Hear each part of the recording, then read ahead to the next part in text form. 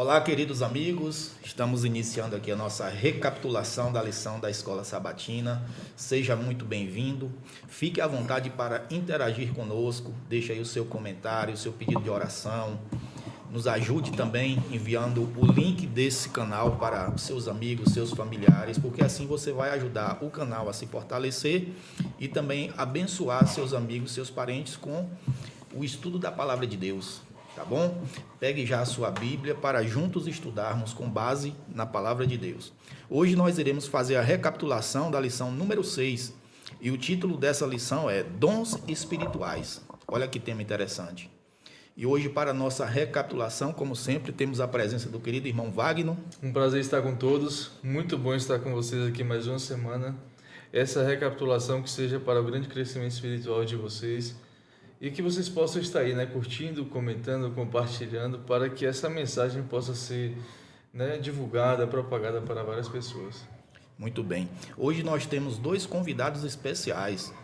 O querido professor Lucas, se apresente para nós ouvintes, professor. Feliz sábado a todos que estão aí também nos assistindo pelo canal do YouTube. Para mim é uma alegria estar aqui com vocês. Amém. E principalmente participar dessa recapitulação de uma lição que foi tão poderosa para nós essa semana. Exatamente. Então vai ser uma alegria estar com você neste momento aqui. Muito bem. O querido pastor Ademir. Bom dia, queridos irmãos. Feliz sábado a todos, amigos que nos acompanham aí pelas redes sociais. Prazer estar aqui com vocês. Eu, pastor escolar no Colégio Adventista, professor Lucas, nosso diretor escolar. Alegria de poder compartilhar a palavra hoje aqui, recapitulando a lição, para juntos, pelo poder do Espírito, aprendermos um pouco mais da vontade de Deus para a nossa vida. Que tenhamos um bom estudo nesse dia. Muito bem. Queria deixar um abraço aqui para algumas pessoas.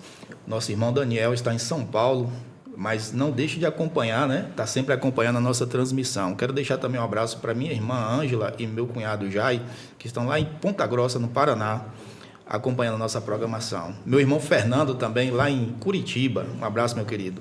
E todos vocês que todos os sábados aí nos prestigia, estão interagindo conosco. Nosso abraço, que Deus abençoe ricamente vocês e suas famílias. Abra sua Bíblia em 1 Coríntios, capítulo 14, versos 1. Esse é o verso da semana, o verso para memorizar. Antes, porém, enquanto você abre a sua Bíblia, eu gostaria que o pastor Ademir fizesse uma oração, pedindo que o Espírito Santo conduza o nosso estudo, prepare a nossa mente e o nosso coração para receber a palavra do Senhor e que ela frutifique. Oremos. Querido Deus, obrigado por esse dia, pela oportunidade de pararmos agora para recapitular a lição. Que o Teu Santo Espírito possa guiar-nos no entendimento da mesma. Se há alguém, ó Deus, em casa com dúvida, preocupado com algum detalhe que não compreendeu ao longo da semana, que o Senhor nesse momento possa nos ajudar, nos influenciar aqui como colaboradores a poder apresentar um pouco mais de conhecimento com a Tua misericórdia, para que todos possamos, no final desse estudo, estarmos certos do que aprendemos. Fica conosco, ó Deus, toma-nos em Tuas mãos, oramos por Jesus. Amém. Amém. Você lê o verso para a gente, Wagner? Leio sim. Na minha versão diz bem assim: sigam o amor, procurem com zelo os dons espirituais, principalmente o de profetizar. Muito bem. Esse verso destaca um dom específico, o profetizar, principalmente o dom de profetizar. Agora eu queria fazer uma pergunta para você, para nós aqui, para você que nos acompanha. Quando se fala em dons espirituais, o que é que passa na sua mente? Qual é o primeiro dom que vem na sua mente? A gente sabe que alguns segmentos religiosos eles enfatizam muito o dom de línguas, a gente vai abordar aqui ao longo do estudo. Agora o verso ele destaca aqui o dom de profetizar, e parece que esse dom não é muito assim exaltado, vamos dizer assim, não é muito levado em conta, não é isso, pai, professor? Sim, é interessante que Paulo aqui, ele coloca duas coisas importantes que nós não deveríamos separar, que é o amor e o dom espirituais. O dom espirituais, que a lição nos ensinou essa semana, ele vai revelar aquilo que Deus quer fazer através de nós. Sim. E o amor, ele vai estar mostrando a motivação para a gente poder colocar em prática os nossos dons espirituais. Exatamente. E você perguntou aí, como nós falamos de dons, o que vem à mente? Automaticamente, para mim, vem pregar e cantar, Mas nós sabemos que existem vários dons, a lição dessa semana mostrou para nós que existem vários dons que é fundamental no corpo da igreja. Exatamente. E essa diversidade de dons, né, ela precisa trabalhar em conjunto, em unidade, né, pastor? Exatamente. Um grande equívoco com os nossos irmãos, principalmente com uma visão pentecostal sobre os dons espirituais, é a centralização do dom de línguas como sendo o símbolo ou sinal de que a pessoa tem o Espírito Santo em sua vida. Eu tenho amigos que são pentecostais, convivi muito perto com famílias que viviam essa realidade. Existe essa confusão teológica a respeito do entendimento dos dons espirituais, da perspectiva da unidade, da diversidade de dons, que é claro nas palavras de Paulo, né? Há diversidade de dons.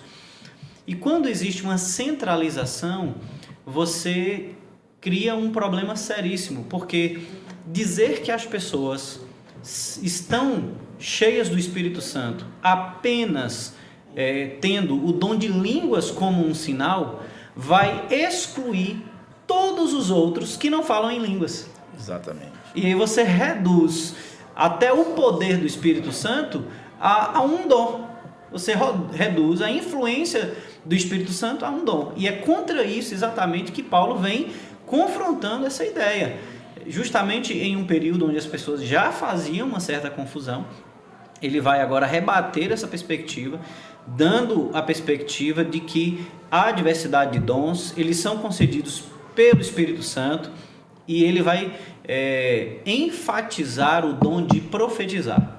Mais à frente nós vamos perceber que o dom de profetizar não diz respeito àqueles que se autonomeiam profetas. Né? Existe no grego uma simplicidade do profetizar muito simples de entender quando Paulo quer explicar essa perspectiva, e que a gente vai entender um pouquinho mais à frente. O que é o profeta na perspectiva do que Paulo está dizendo em 1 Coríntios 14:1? E nisso a gente vai ter a ideia de que nós somos um corpo cujo cabeça é Cristo, e os membros deste corpo estão unidos pelos dons. Exatamente. Há diversidade de dons. Por isso a igreja avança, por isso a igreja cresce. Se ela está centralizada em um dom, eu reduzo a influência e o poder do Espírito Santo a um único dom, que não é o que Deus desejou quando criou diversidade de dons. Exatamente, muito bem. O autor da lição, ele traz aqui uma observação, né, Wagner, que dentro dessa diversidade de dons, ele inclusive destaca que o próprio verso destaca profetizar e também o amor. Agora ele diz assim que o primeiro dom é você confessar Cristo, não é isso? Interessante. Até porque para você exercer esses dons que são provenientes do Espírito Santo, você tem que confessar o autor, né, de todos eles, que é Jesus Cristo, né? E assim, a gente está em uma época que a gente tem cada época tem palavras-chave, né? Tem palavras assim que em nosso contexto social a gente vai falando com mais frequência, né?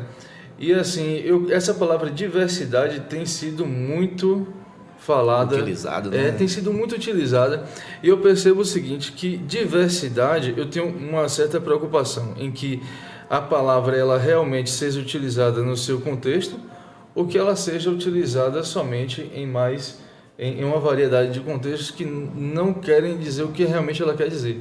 A prova disso é a palavra amor. Hoje se fala já há um bom tempo, até assim, redes sociais, em televisão, se fala muito de amor, mas será que é o amor realmente como nós entendemos na nossa realidade hoje, ou como Cristo ele queria dizer?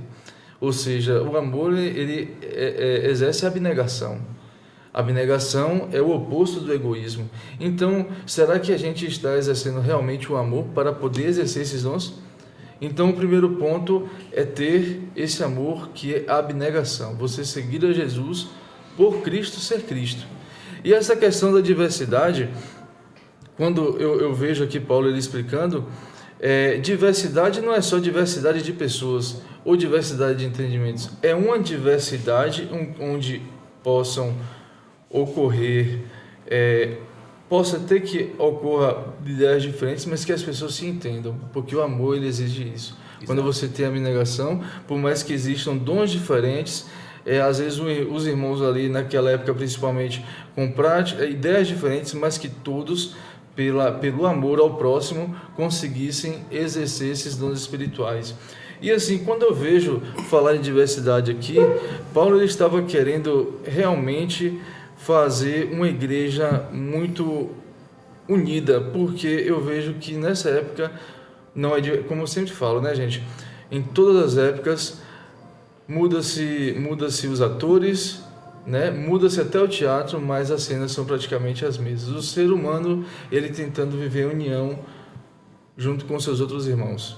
E o que a gente vê nesse ponto aqui, que Paulo ele está querendo criar esta união, para que os dons espirituais sejam exercidos de forma clara, né? De forma espiritual, obviamente. E com propósito. E com né? propósito. Que interessante que você está falando.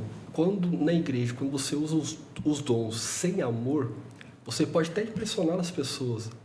Mas quando você usa os dons guiado pelo Espírito do amor, ela edifica o corpo de Cristo.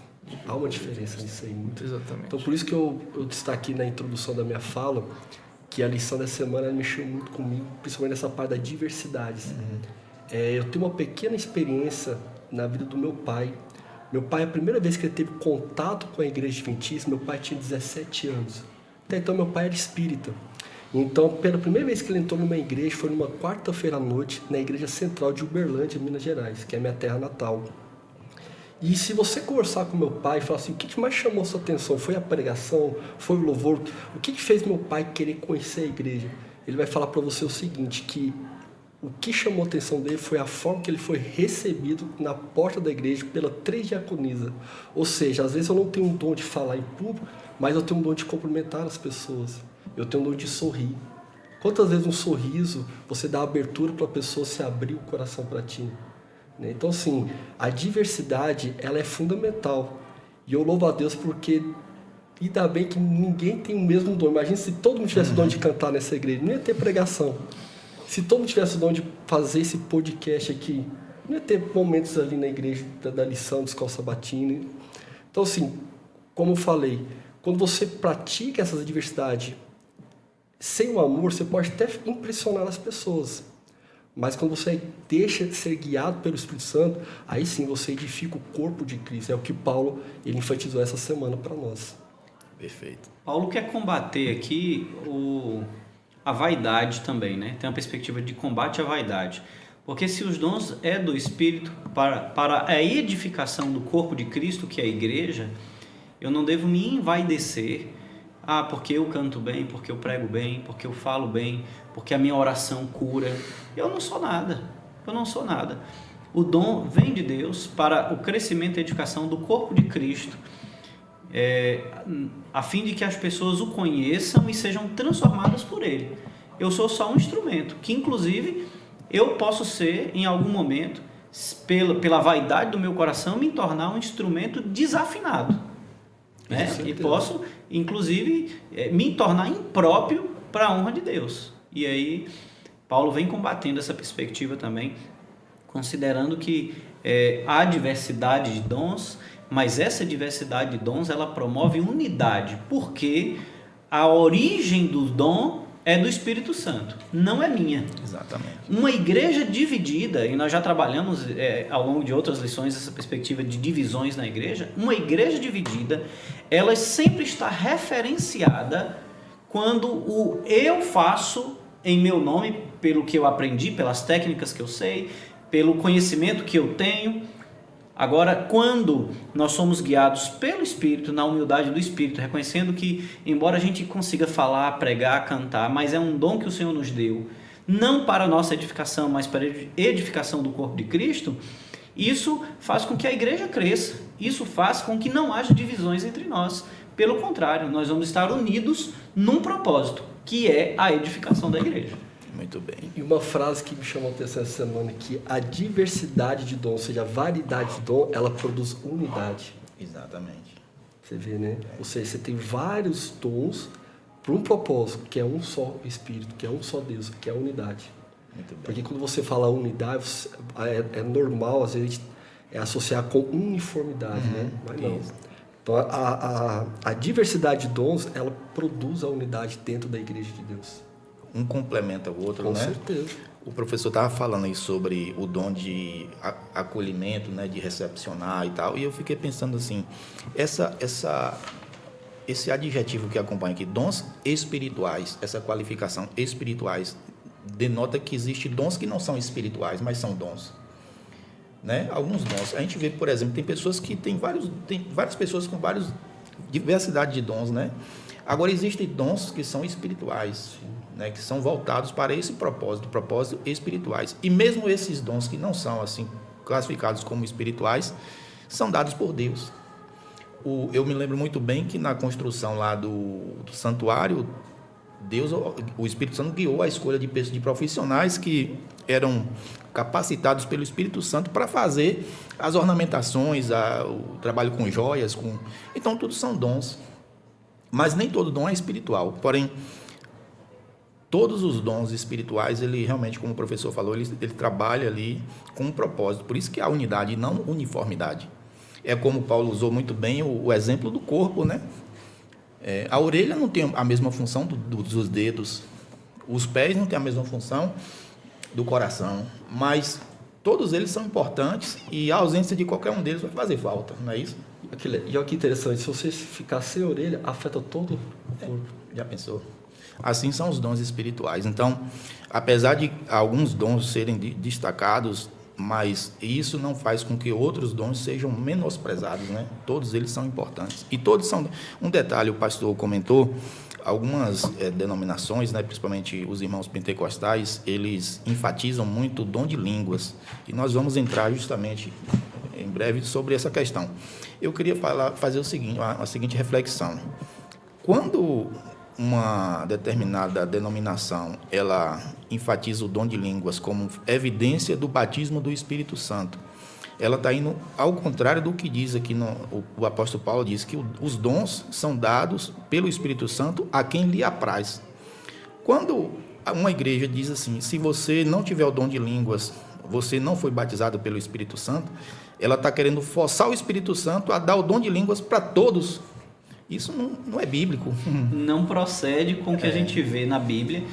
Inclusive, tem uma simples pergunta, né, que deixa as pessoas bastante curiosas. Por exemplo, Jesus, no dia do batismo de Jesus, o Espírito Santo vem em forma de pomba e dos céus Deus declara: este é meu filho amado, a quem me comprazo. Em que momento o dom de línguas, como é conhecido hoje no meio pentecostal, ou foi utilizado pelos apóstolos no dia de Pentecostes, em que momento isso se revela no batismo de Jesus, ou após o seu batismo, durante o seu ministério? Em momento nenhum você vê tendo uma confusão de línguas estranhas sendo ditas por Jesus. Jesus sempre falou a língua que o seu público entendia. Jesus sempre falou a língua que o seu público entendia. Então, uma forte evidência de que nós não podemos dizer que Jesus não tinha o Espírito Santo. Né? Quem teve mais que ele, hein? Quem teve mais que ele, né? Para suportar o que suportou, para viver, manifestar ali o seu amor, a sua graça sobre a humanidade, oferecer-se como sacrifício, poder multiplicar pães, curar, né, pessoas. Ninguém teve mais do que ele, sem sombra de dúvidas. Mas ele não falou em línguas estranhas, como comumente nós ouvimos e vemos acontecer hoje com os nossos irmãos pentecostais, o que não passa assim também de um pouco mais de estudo, de conhecimento, de dar oportunidade inclusive para o próprio Espírito Santo falar ao seu coração, lhe mostrando a verdade da palavra, né? Porque existe um sério problema quando a gente é criado na igreja, que é nós acreditarmos naquilo que nos é ensinado desde a nossa infância, sem consultar, sem estudar, sem verificar o texto bíblico, sem fazer uma análise de todo o assunto. Eu conheço pessoas que deixaram de acreditar no dom de línguas como é ensinado nas igrejas pentecostais a partir do conhecimento. O próprio Jesus disse: conhecereis a verdade e a verdade vos libertará. Então, nesse assunto também é necessário um pouco mais de dedicação, de estudo, de oração, para que Deus mostre qual é a verdade nesse sentido, para que você não seja confundido e limitar a influência do Espírito Santo a um dom. Exatamente. Nós acreditamos no dom de línguas. Nós acreditamos. Ele é bíblico. Sim. Mas ele tem um propósito, ele tem uma função e ele tem um modelo. Ele não é para todos.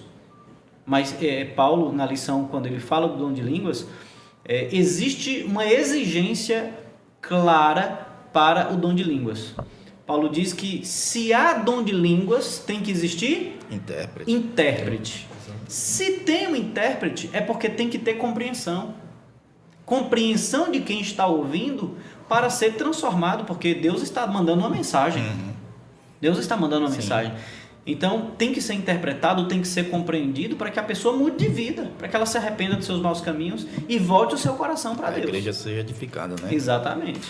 Wagner, você sabe, eu vim de uma igreja pentecostal. E eu tinha essa busca muito grande. E, na verdade, eu era pressionado a ter o batismo do Espírito Santo evidenciado pelo dom de línguas. E eu não falava em línguas. E foi isso que me fez sair de lá. E eu fiquei tão desanimado com tudo isso. Eu acho que você conhece a história. Que eu desacreditei em todas as igrejas. E um dia eu fiz uma oração a Deus. Falei, se existir uma igreja aqui na terra que seja uma igreja séria, que pregue a palavra de Deus, é o Senhor que vai me levar. E Deus me trouxe para a igreja adventista.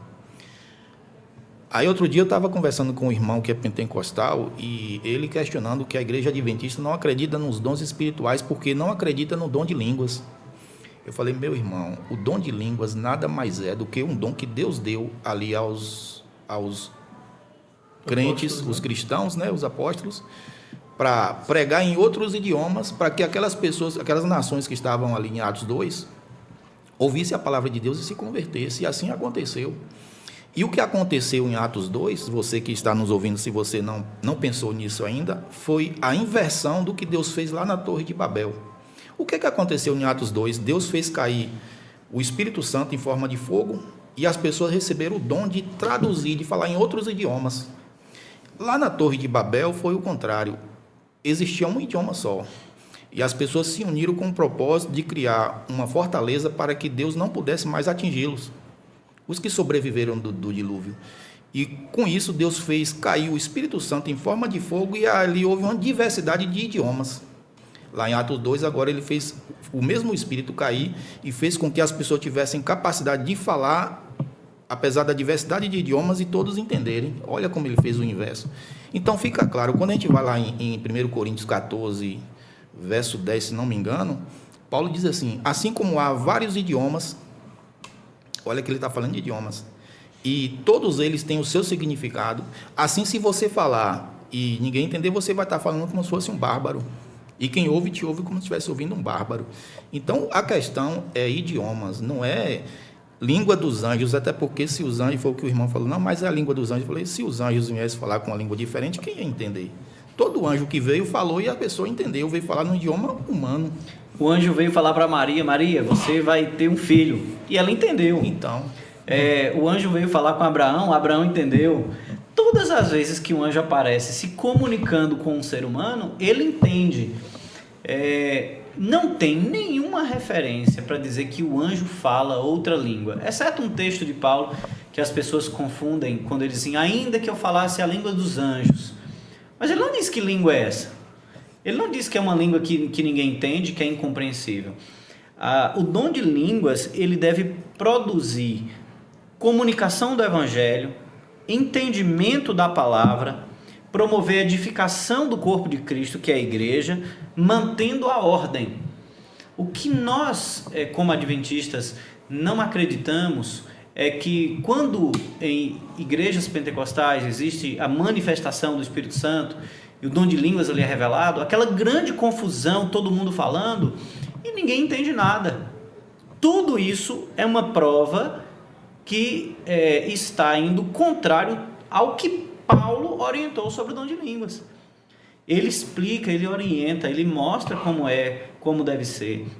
Mas quando nós debatemos, nós estamos debatendo a ideia, né? A ideia, essa interpretação de como é o dom de línguas, pelos irmãos pentecostais, ela carece um pouquinho mais de humildade, de compreensão para entender essa perspectiva da forma correta. Porque Deus hoje ainda usa pessoas com dom de línguas? Sim. Nós temos um exemplo recente no Espírito Santo, salvo engano o nome do estado, um estudante de teologia foi fazer evangelismo em uma comunidade alemã. E o alemão, ele que veio, o alemão imigrante, ele fala o português, mas ele fala o alemão, e ainda tem algumas comunidades que falam dialetos, como no sul do Espírito Santo, o pomerano. E é bem assim, você não aprende com facilidade. E esse rapaz chega para fazer o seu trabalho de evangelismo nessa cidade, e agora ele começa a ter a rejeição da comunidade. Primeiro porque ele estava indo levar uma mensagem que não era muito aceitável para um grupo de católicos muito grande. E um outro fator é que ele era um rapaz negro. Os alemães têm essa diferença de cor também. E ele orou, falou: Senhor, então o que eu vou fazer aqui? E um dia ele estava na praça, ele conta o testemunho dele, você encontra facilmente no YouTube, o testemunho do dons de língua nos dias atuais, na Igreja Adventista, do sétimo dia. Esse rapaz, então, ele ora e ele vai para a praça para organizar algumas coisas, e ali os homens da praça estão conversando em um dialeto local, alemão. E de repente ele começa a entender o que eles estão falando e se comunica com eles. Ele nunca estudou alemão, nunca foi no cursinho de alemão. Provavelmente nunca tinha ouvido esse dialeto. Provavelmente não conhecia o dialeto, porque o dialeto, geralmente, ele tem uma ligação com o seu local de nascimento, né? Com o seu local de nascimento. Ele nunca saiu do Brasil para a Alemanha, e ele começa agora a entender e se comunicar com eles. Dom de línguas atuais. Exatamente. Deus, e agora ele começa a fazer um trabalho ali e começa a ter o respeito daquelas pessoas, porque para elas, quando você conhece o dialeto, você conhece a origem, você conhece a história. Exatamente. E ele quebra uma barreira cultural para a pregação do evangelho e tem acesso ao coração daquelas pessoas e fez o evangelismo dele naquele lugar. É o objetivo do dom. E o objetivo dele foi alcançado. E é interessante pregar a Cristo. Que esse jovem está contando, ele tinha 2 tipos de dons, de ouvir e de falar. Muito né? bem, isso mesmo. E assim, nesse caso específico, eu creio muito que Deus ele atua de forma assim, quando a pessoa nunca falou aquele idioma e quando precisa pregar o evangelho, eu creio nisso. A gente também, eu tenho escutado várias experiências de missionários que estão na África, que nunca falou ali um idioma local e Deus usou. Mas também tem outro tipo de situação. Eu tenho um amigo que hoje já está há mais ou menos 6 anos, que está na China. Mas quando ele estava comigo no internato, a gente participava da escola de missões, né? Que é um preparo para você poder sair do país para ser missionário. Ele tinha escolhido a China, porém tinha que aprender a falar mandarim. E mandarim, a gente sabe que é muito complexo. É no mínimo de 2 a 3 anos. Só que ele conseguiu falar fluentemente em menos de um semestre. Ou seja, teve um esforço humano, mas Deus também o capacitou para que ele pudesse, quem sabe naquele momento, né, só lá no céu, na eternidade, não sabe o propósito disso, mas quem sabe naquele momento ele precisava aprender o mais rápido possível para poder pregá-lo. Né? Então isso também é um dom de língua. E quando nós falamos de dom de línguas, é igual o pastor Ademir falou, é com objetivo, é para ser útil na missão. Esse dia nessa semana, eu estava lá na escola, conversando com uma professora de inglês, eu falei para ela que o meu sonho é falar inglês. E eu já tentei várias vezes, mas tem gente que tem facilidade de aprender a falar inglês. Né? Ou seja, isso é um dom de língua. Mas tem algo específico, igual o pastor Ademir acabou de contar essa experiência, onde a pessoa precisava, naquele momento, de pregar. E quando você conversa com nossos irmãos pentecostais, eles acreditam o seguinte, que o dom de língua começou ali no Pentecoste. Né? Uma vez conversando com um amigo que é pentecostal, ele disse que ali começou o dom de línguas e acredita que é o batismo do Espírito Santo. Aí eu falei, então quer dizer que os evangelhos até Gênesis, todos os personagens bíblicos não foram batizados pelo Espírito Santo? Né? E se você for entender de fato, quando Pedro começa a pregar ali, Pedro estava falando o seu idioma, mas cada um escutava o seu próprio idioma. Então eu costumo dizer que ali foi mais um dom de ouvir do que de falar. Né? Mas, de fato, o dom de língua ele só tem um objetivo. É você pregar para todas as nações, línguas e povos. Por isso que é um dom muito importante para o evangelho dentro da nossa igreja. né, dentro do corpo de Cristo, né? Isso mesmo. Quando você falou, né, Fábio, que veio de uma igreja pentecostal, meus pais eram membros, né, de uma igreja pentecostal, neopentecostal. E aí, assim, em relação a essa questão de curas, de expulsão de demônios, de dons de línguas, aí meus pais sempre falam, meu pai, esse menino é muito incrédulo. Aí eu nunca tive facilidade, sempre foi uma característica minha, o ceticismo, entendeu? Nunca foi uma facilidade minha crer em algo que qualquer pessoa me falasse. E aí quando, ali 10, 11 anos, eu parava e ficava olhando assim as pessoas. Eu sempre gostei de observar, né? Eu ficava observando as pessoas, os trejeitos e tal. Eu falei, aquela dali vai começar hoje de novo, a mesma coisa que ela fez semana passada. Ela disse certo. E assim, e aquelas palavras que ela falava era exatamente a mesma. Eu falava assim, rapaz, tem uma coisa de estranho. Aí eu fui crescendo, fui observando, e os pastores também, eram as mesmas palavras repetidas e ninguém entendia nada. E aí uma caía, outra caía e tal. Eu falei, rapaz, é aquela mesmo que eu falei que ia cair, que caiu a semana passada. E assim, e eu ficava de olho aberto, só que eles pediam para poder ficar com o olho fechado, para não enxergar nada, né? Porque através também dos olhos fechados, é uma técnica também, né? Que eles têm de persuasão, de fazer com que a pessoa entre em transe, né? Isso aí são técnicas que muitos desses pastores utilizam. E aí eu via muitas dessas pessoas que eram também eram convidados por aqueles pastores de forma secreta para poder simular uma possessão demoníaca, né? E aí eu naquele ambiente ali eu ficava assim com o olho aberto e outro fechado, né, orando e vigiando. E aí com a minha sincera incredulidade na minha pré-adolescência ali, né? E aí eu vi algumas dessas pessoas que ali caíam, abriam os olhos naquele negócio e a pessoa voltava à sua lucidez assim, olhava para mim e falava, fecha o olho. Aí eu ficava olhando assim, poxa, onde é que está a linha da verdade e da mentira aqui? E aí eu comecei, ali foi alguns starts que eu comecei a ter. E aí eu comecei a analisar, porque dessa forma o dom de expulsão demoníaca também, os dons de línguas também, eles não são usados da mesma forma. Por mero esforço emocional para as pessoas entrarem daquela forma. E assim, o que eu paro para analisar é que nesse contexto nos ajuda a compreender, Fábio, onde você falou, onde está, de certa forma, a verdade de forma lúcida. Eu queria ler para os irmãos aqui, para a gente não ficar só em diálogo, mas a gente vê o que está escrito aqui, no capítulo 12 de 1 Coríntios, do versículo 4 em diante, que fala bem assim, ora, os dons são diversos, mas o Espírito é o mesmo, e também há diversidade nos serviços, mas o Senhor é o mesmo, e há diversidade nas realizações, mas o mesmo Deus é quem opera tudo em todos.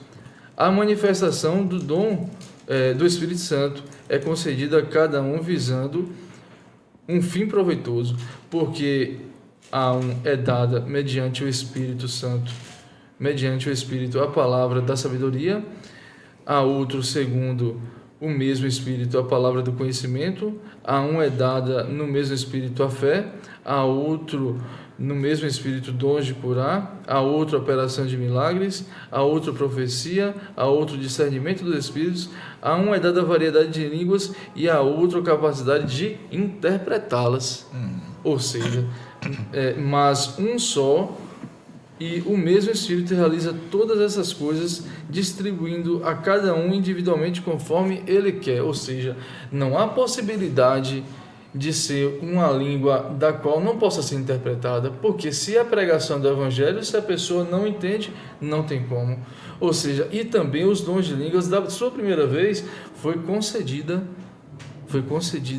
unicamente para a pregação do Evangelho. Ou seja, não há como não ser para a pregação e a expansão do Evangelho. Um fim proveitoso, né? Um fim proveitoso. Você falou que observava, quando você era adolescente, que o pastor e os irmãos falavam sempre as mesmas palavras, né? As mesmas palavras. Só que aqui- Eu ia decorando. Só que aqui onde você leu, a gente leu aqui, está dizendo diversidade de línguas. Diversidade. Então não pode ser uma única palavra. Não pode ser uma única Né? palavra. Não pode ser um único idioma também. E a gente entende, irmãos, você que não assiste de casa e talvez seja membro de uma igreja pentecostal, esteja nos acompanhando aqui nos estudos, a gente entende que nós, como seres humanos, temos um vazio dentro de nós que só pode ser preenchido pela presença do Espírito Santo.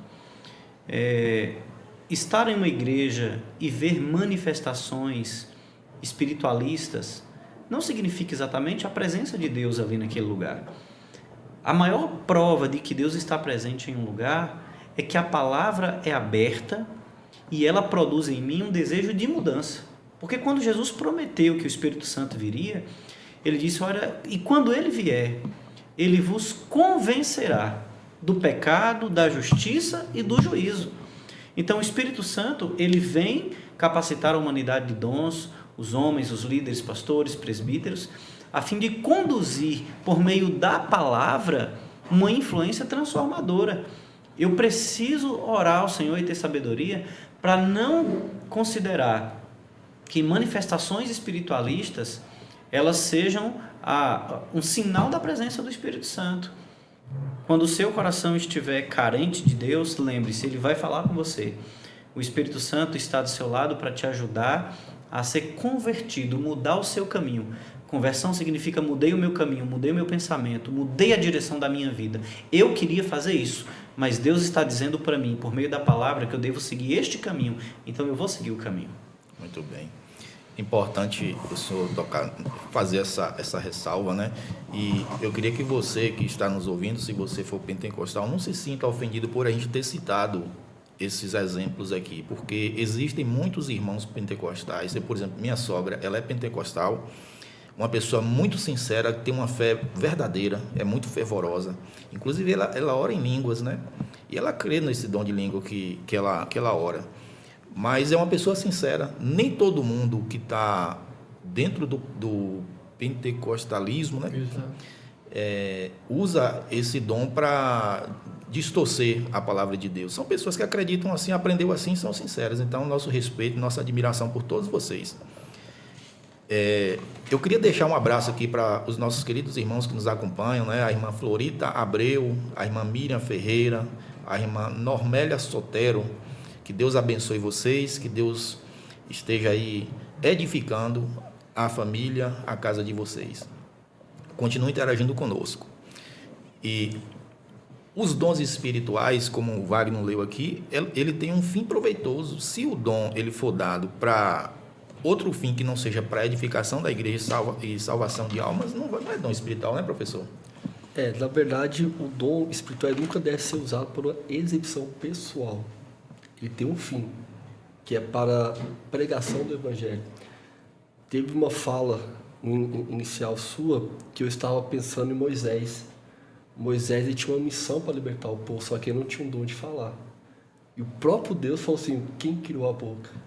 Em outras palavras, eu que estou concedendo. E quando você estuda a vida de Moisés, ele foi um grande orador. Né? Ele pregou para multidões ali no deserto. Então, de fato, quando você usa...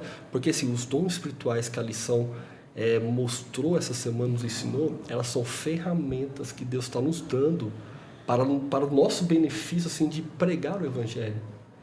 E a lição ela dá até uma advertência para a gente tomar cuidado para não ser uma exibição pessoal, e sim para a pregação do Evangelho. Exatamente. O dom de profecia.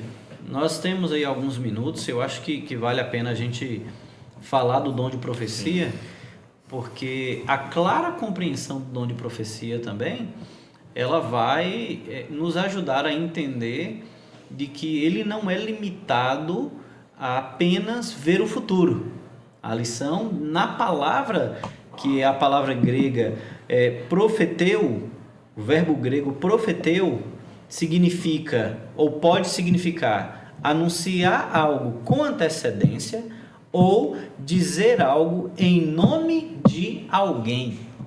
Então, eu preciso ter noção de que um profeta, ele pode predizer o futuro, declarar algo que vai acontecer no futuro? Pode. Mas ele também pode ser alguém, segundo o verbo que Paulo usa aqui, para falar do dom de profecia, em 1 Coríntios 14:3 e Atos 15:32, de que pode ser o profeta aquele que fala em nome de alguém. Então, quando um pastor, um pregador, um orador, ele sobe ao púlpito, consagrado ao Senhor, usando a Bíblia para falar, ele está falando em nome do Senhor. Desta forma, ele se qualifica como dom de profecia. Profeta. Ele é um profeta. Não está predizendo o futuro, não está dizendo aquilo que acontecerá no futuro, exatamente, mas ele está apresentando algo importante em nome de Deus. Um porta-voz de Deus, né? Um porta-voz de Deus. É porque o profeta, ele é usado por Deus para você edificar, consolar, exaltar, entendeu? Então, assim, não simplesmente falar do futuro, mas o profeta também ele fala o nome de Deus para orientar o povo presente. Exato. Né? Porque quando você fala do profeta, você pensa que é uma pessoa que está prevendo o futuro. E de fato não é isso. Então, Paulo, entre os dons apresentados aqui por Paulo, a profecia ela recebe grande destaque porque o seu propósito é, como eu falei, ela é edificar, ela é consolar, né? É orientar o povo presente. Exatamente. É muito importante fazer essa distinção, né? Porque normalmente a gente pensa que o profeta é só aquele que vai prever o futuro. E ainda há uma advertência que diz que se ele falou e não se cumpriu, não é um profeta verdadeiro, né? Verdade. Mas nem sempre significa que ele está... chama vaticínio, não é isso? Se não me engano, de prever o futuro. Nem sempre ele vai estar prevendo ou profetizando algo que acontecerá no futuro, mas às vezes ele está só orientando o povo, sendo porta-voz de Deus. Então é muito importante mesmo essa observação. A lição traz 4 características, porque nem toda pessoa que se autodeclara profeta é profeta.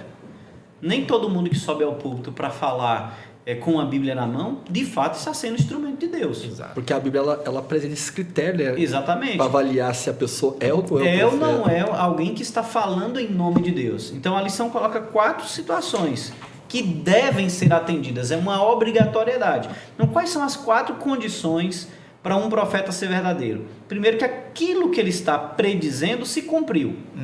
Então se eu disser, olha, Lucas, eu profetizo que amanhã na sua vida você vai receber na sua escola mais 200 alunos que serão matriculados para a honra e glória de Deus. Amém. E aí passou o dia de amanhã e não aconteceu uma matrícula, né, das 200 que eu profetizei. Então, que profeta sou eu? Né? Que profeta sou eu? Segunda coisa que a lição traz é que a mensagem concorda com a dos profetas anteriores. Exatamente. Não há divergência. Uma nova profecia não vai discordar do que os profetas anteriores disseram. Então, aqui eu tenho base bíblica para muita coisa que as pessoas confundem hoje em dia. O sábado é uma delas, por exemplo. Né? O sábado, quando dizem que não, o sábado foi abolido porque Jesus morreu e o véu se rasgou. Ok. Então Jesus, como um profeta, falando em nome de Deus, divergendo dos profetas do Antigo Testamento, Não faz sentido. aí ele seria um falso profeta? Não, então não tem lógica, né? Exatamente. Então não tem lógica. Então eu preciso tomar cuidado, porque precisa concordar. Terceira questão é que a vida diária desse profeta demonstra compromisso com Cristo. Exemplo de vida, né? Assim, de falar e de tal maneira viver. Eu tenho que falar e tenho que viver compatível com aquilo. Não adianta eu ser um profeta de Deus pregando para a igreja, olha, não adulterem, não vivem adultério, é pecado. E eu, nas 4 paredes, escondido em off, ninguém está vendo, sou adúltero. Que profeta sou eu? Né? Ou sejam dizimistas fiéis, tragam suas ofertas, mas eu não levo nada de oferta, não sou fiel no dízimo e na oferta. Como é que eu ensino algo que eu não vivo? E por fim, os frutos são reconhecidos. Os verdadeiros profetas, eles produzem frutos do Espírito Santo: paz, amor, bondade, mansidão, longanimidade, domínio próprio. Contra isso não há lei, contra isso não há nada que se oponha. O verdadeiro profeta, ele vai viver em conformidade com a presença do Espírito Santo na vida dele, produzindo aquilo que Deus produz de fruto na vida de quem é fiel e verdadeiro a ele. Exatamente. E aí a lição de quinta-feira termina falando da pessoa da Ellen White. Sim. Né? Como adventista, nós reconhecemos que o ministério do profeta Ellen White, nós reconhecemos que passa sobre esses crivos, né? Sim. Que a lição trouxe. Mas nós reconhecemos que os seus escritos não coloca acima da Bíblia. E nem há contradição com Não ela. há E ela mesma, em várias citações, ela fala que os escritos dela é só uma luz menor, né? E comparando com a luz maior que é a Bíblia. Exatamente. Até um verso que diz, não havendo profecia, o povo perecerá. O nosso tempo, infelizmente, acabou, né? Temos aí alguns minutinhos para a gente fazer as nossas considerações finais. Começando por você, Wagner. Tudo bem. Eu quero dizer o seguinte, que se você está em um ambiente religioso em que as pessoas, os seus líderes, geralmente possam falar assim, está abolido o Antigo Testamento e agora a gente só vive o Novo. Isso daí já está em extrema contradição, porque, como o pastor mesmo explicou aqui, né, a ideia que a Bíblia nos traz não é que uma nova profecia ela vai eliminar todo o trabalho que foi feito pelos antigos. Porque que Deus seria esse que elimina os seus antigos profetas em nome do novo? E outra coisa também, tenham cuidado para com as repetições de palavras de qual os líderes geralmente falam. A gente pode observar que geralmente essas pessoas elas começam a copiar o que os seus antigos líderes eles costumam dizer, ou seja, você está apenas repetindo mantras ou você está realmente estudando a Bíblia em conformidade com ela. Então eu digo para os irmãos que o principal efeito do Espírito Santo não é trazer essa diferença entre pessoas, mas essa uniformidade, né? Muito bem. Professor? Bom, de uma forma bem sucinta, Deus ele nos chama para 3 decisões: reconhecer o dom, consagrar o dom e usar o dom para servir. Amém. Amém. Pastor? Quando nós temos a pessoa do Espírito Santo em nossa vida, nós vamos ver a atuação de Deus em nós, a fim de que nós também estejamos sendo salvos por Ele, né? Quando o Espírito Santo está em nós, não haverá vanglória em nós, exaltação própria. Pelo contrário, nós seremos humildes, mansos e humildes de coração, né? Na presença do Senhor, para que Ele possa nos usar a fim de alcançar outras pessoas. Quando nós perdemos essa identidade como cristãos, nós perdemos tudo. Então, a minha oração hoje, ao finalizar as considerações minhas a respeito da lição, é que nós tenhamos o Espírito Santo em nossa vida como aquele que nos capacita e nos fortalece, em nome de Jesus. Amém. Amém. Nós falamos de dons espirituais e a fala de Wagner me fez lembrar dos frutos do Espírito, né? Os dons eles produzem frutos. Wagner falou que alguns irmãos caíam e a gente vê isso realmente é comum em algumas igrejas. E aí eu penso, reflexão para você. Os frutos do Espírito, um deles diz que quando o Espírito está em nós, quando nós somos batizados pelo Espírito Santo, um dos frutos que nós temos, que produz em nós, é o domínio próprio. Então, quando o Espírito Santo entra em você, age em você, você tem domínio próprio e não fica caindo à toa por aí. Então, reflita sobre isso. Muito obrigado pela sua companhia, que Deus abençoe ricamente você e sua família, e nós contamos sempre com a sua companhia aqui. Um abraço.